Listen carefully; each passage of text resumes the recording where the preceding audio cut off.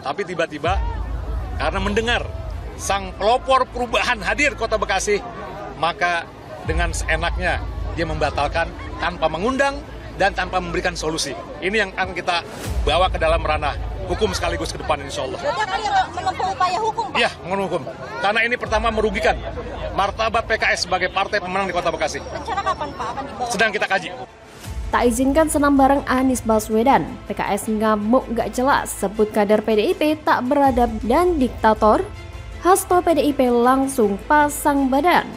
Ditulis oleh tim redaksi jurnal, dikutip dari berbagai sumber. Halo, kembali berjumpa dengan suara Fani Bakri di channel Jurnal 45. Ya kalau dari pengalaman PD Perjuangan sendiri ketika menyelenggarakan acara itu memang harus dilengkapi dengan seluruh syarat-syarat administratif. Ketika ada U20 kita mau mengadakan acara di GBK dalam rangka ulang tahun ke-50 PD Perjuangan, saat itu kita tidak diizinkan, nah kita memahami, maka kami pindahkan. Ya, sehingga sebaiknya dilihat secara detail, secara prosedural administratif, apakah ada suatu persyaratan-persyaratan yang kurang. Karena pertama mendadak, yang kedua tidak memberikan solusi. Betul tadi malam jam 9:30 memberikan surat izin, tapi udah nggak ada artinya, karena perlu persiapan-persiapan. Sehingga di balik pembatalan ini justru masyarakat semakin dekat dengan Pak Anies. Coba kalau senam saja di GOR, tidak akan semeriah seperti ini. Banyak keberkahan di balik pembatalan yang dilakukan oleh Bapak PLT untuk acara PKS kali ini. Gimana? Karena apa sih, Pak? Informasinya yang kami terima, karena nanti malam ada pertandingan antara Bayangkara melawan PSM Alsat. Tapi itu sejak survei sudah disampaikan, oke kita sepakat, tidak menggunakan rumput utama. Bahkan kita membuat border, sip, keluar izin. Alhamdulillah acara hari ini di Bekasi luar biasa meriah. Sambutan dari masyarakat bersama dengan PKS Bekasi yang pagi hari ini kumpul sama-sama, olahraga bersama dari mulai senam, flash mob, kemudian malah jadi jalan sama-sama. Kemudian ada konvoy menyambut masyarakat. Saya senang sekali. Ini menggambarkan soliditas dan insya Allah kegiatan seperti ini mengirimkan pesan kepada seluruh masyarakat bahwa ada antusiasme untuk kita bersama-sama mendorong kemajuan, menghadirkan keadilan. Dan itulah yang kita ingin lakukan sama-sama melalui pemilu dan pilpres 2024 besok. Sama sekali tidak ada, karena pemerintah daerah ini kan juga otonom, maka ada otonomi daerah. Tetapi ini semua kan proses komunikasi. Kalau dari kami mengadakan kegiatan, kami membangun komunikasi yang baik, seluruh prosedur administrasi kami lengkapi dengan baik sehingga acara bisa berlangsung. Sehingga tidak ada suatu upaya penghadangan, karena sejak pertama kali PD Perjuangan ini ada, kami mengalami pengalaman buruk bagaimana penghadangan secara politik itu. Karena itulah seluruh kader PD Perjuangan diinstruksikan tidak boleh menghalang-halangi pihak lain di dalam melakukan dialog terlebih dengan rakyat. Pelaksana tugas Wali Kota Bekasi, Tri Adianto, meminta maaf karena mencabut izin pemakaian Stadion Patriot Candrabaga untuk acara senam yang bakal dihadiri Anies Baswedan pada Sabtu 29 Juli 2023. Tri mengatakan pencabutan izin itu karena stadion bakal digunakan untuk pertandingan Liga 1 pada Sabtu malam. Pemkot Bekasi sudah memberi izin pemakaian stadion untuk acara itu melalui surat yang ditandatangani Tri pada Rabu 26 Juli 2023. Pemkot Bekasi dan Partai Keadilan Sejahtera selaku penyelenggara pun sama-sama telah mengetahui bahwa pada Sabtu malam bakal ada pertandingan Liga 1 di Stadion Patriot Candrabaga. Namun, tiba-tiba izin dicabut sepihak dengan alasan ada pertandingan sepak bola. Politikus PDIP itu mengakui dirinya kurang teliti dalam pemberian izin pakai stadion untuk acara tersebut yang ternyata bentrok dengan pertandingan Liga 1 antara Bayangkara FC melawan PSM Makassar. Kepala Dinas Pemuda dan Olahraga Kota Bekasi, Ahmad Zakarsi, mengatakan pihaknya telah mengarahkan penyelenggaraan acara senam itu ke lapangan multiguna di wilayah Bekasi Timur. Surat izin penggunaan lapangan itu pun sudah dikeluarkan Pemkot Bekasi. Dewan Pengurus Daerah atau DPD PKS Kota Bekasi kecewa atas keputusan Tri Adianto mencabut izin penggunaan Stadion Patriot Candrabaga untuk acara senam bareng rakyat yang bakal dihadiri Anies Baswedan itu. Bahkan PKS menyebut sikap PLT Wali Kota Bekasi itu merupakan tindakan diktator. Pasalnya tidak ada alasan jelas dan solusi atas pembatalan perizinan penggunaan stadion tersebut. PKS ini memang aneh, seolah-olah keputusan yang diambil PLT Wali Kota Bekasi itu terlalu tendensius, yang seolah-olah ada kaitannya dengan politik. Padahal PLT Wali Kota Bekasi sudah menyebut bahwa ada kesalahan teknis dari pihaknya pribadi dan dia sudah minta maaf. Sekretaris Jenderal Partai Demokrasi Indonesia Perjuangan Hasto Kristianto pun juga sudah membantah jika DPP PDIP memberi instruksi kepada PLT Wali Kota Bekasi untuk membatalkan izin penggunaan Stadion Patriot Candrabaga untuk acara PKS yang menghadirkan Anies Baswedan. Hasto memberikan contoh jika PDIP ingin mengadakan kegiatan, maka pihaknya membangun komunikasi yang baik dan menjalani seluruh prosedur administrasi dengan lengkap. Sehingga, kata dia, acara bisa berjalan tanpa penghadangan. Hasto mengatakan, dari pengalaman penghadangan politik yang pernah dialami PDIP dahulu, maka, kata Hasto, pihaknya selalu mengingatkan kadernya untuk tidak menghalangi pihak lain di dalam melakukan dialog terlebih dengan rakyat. Jadi memang tidak ada kaitannya dengan politik. Jika memang ada kesalahan yang serupa, pasti kesalahan dari pihak pribadi.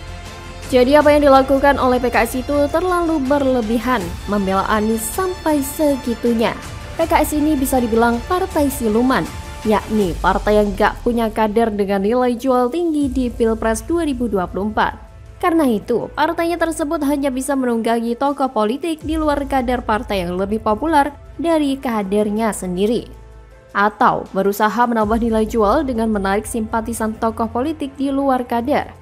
Sudah siluman ditambah lapar ingin berkuasa, membuat keputusan partai menjadi tidak mendidik dalam berdemokrasi secara baik dan berkualitas.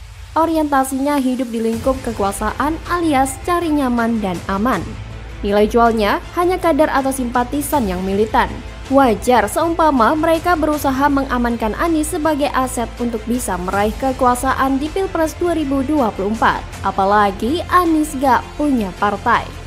Bagaimana kalau menurut Anda?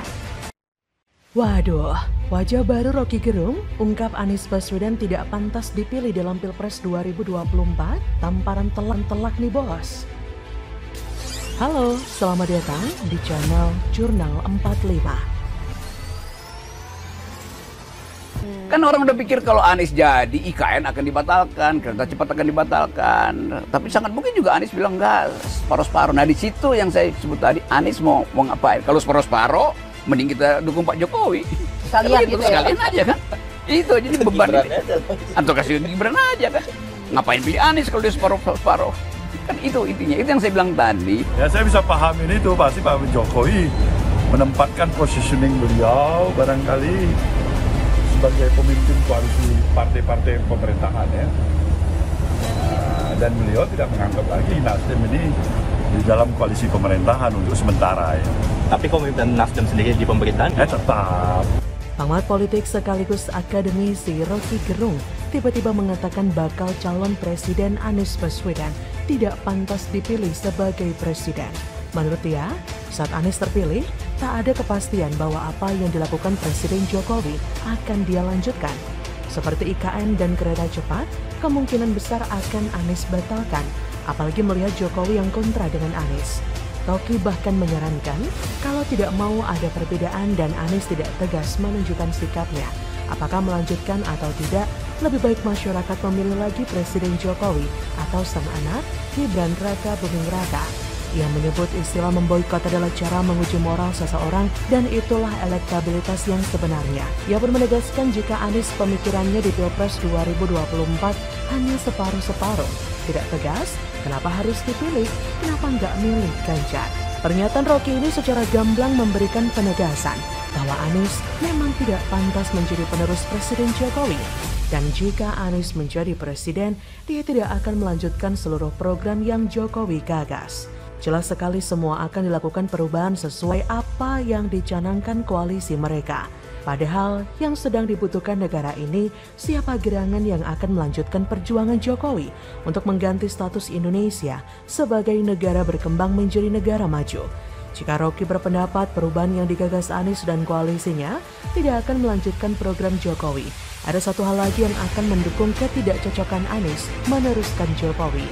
Lihat saja rekam jejaknya yang melanjutkan kepemimpinan Jokowi di Jakarta. Berhasil tidak? Lihat saja sudah berapa banyak uang rakyat Jakarta dipelorotin untuk anggaran aneh seperti lem iPhone, pulpen, dan anggaran lainnya yang jumlahnya begitu fantastis. Belum lagi uang rakyat Jakarta yang dipelorotin untuk menggaji tim TGUPP yang gaji ketuanya melebihi gaji seorang menteri. Dan bukan? Apakah ada yang tahu apa hasil kerja nyata dari ketua TGUPP yang dibentuk oleh Anies dan digaji dengan uang rakyat? Dan kita juga menjadi saksi bagaimana situasi Jakarta pada era Anies yang semakin semrawut. Trotoar diperlebar tapi malah dijadikan lahan parkir atau tempat berjualan. Warga Sunter yang waktu kampanye selalu yasinan untuk memenangkan Anies tapi mereka malah merasa diperlakukan seperti hewan saat digusur seperti yang diberitakan. Belum lagi janji manis Anies tentang OKOC yang katanya dimodalin punya bisnis, disediakan tempat usaha, dan dicarikan pembeli seperti spanduk mereka saat kampanye. Saat kampanye mengumbar kata-kata manis bahwa akan diberikan modal usaha, tapi setelah menjabat sebagai gubernur, Anies dengan mudahnya mengatakan bahwa memang tidak ada modal dalam program OKOC. Jadi bisa dibayangkan berapa juta rakyat Jakarta yang sudah tertipu dengan rangkaian kata-kata manis tentang program OKOC saat kampanye dalam Pilkada Jakarta dulu. Dari kasus ini kita sebenarnya sudah bisa menilai sendiri bahwa ada yang menghalalkan segala cara demi meraih kekuasaan. Sebenarnya bukan hanya dari kualitas kinerja atau antitesa Jokowi, kemungkinan besar Anies tidak akan menjadi capres itu semakin nyata. Karena elektabilitas Anies di beberapa survei semakin anjlok. Bahkan di survei terbaru dari lembaga survei, raihan suara mayoritas masuk pada Ganjar dan Prabowo, sedangkan Anies kalah telak.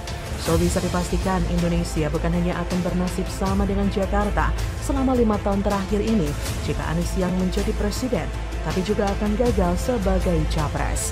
Bagaimana menurut Anda?